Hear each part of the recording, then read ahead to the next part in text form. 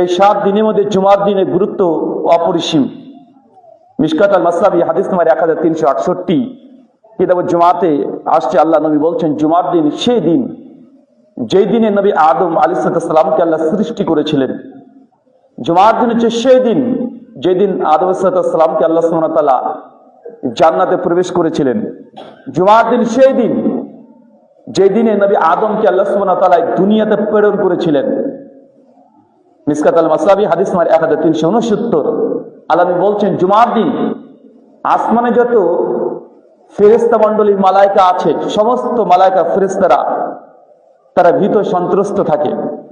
কারণ তাদেরকে এতটুকু জ্ঞান দেওয়া হয়েছে যে জুমার দিন আল্লাহ সুবহানাহু ওয়া তাআলা গোটা সৃষ্টি জগৎকে তিনি ধ্বংস করে দিবেন, মহাপ্রলয় ঘটাবেন, কিয়ামত সেই দিনই সংগঠিত করবেন। এর জন্যই জুমার দিন আসলে ফেরেশতা মণ্ডলের ব্যস্ত হয়ে যায়।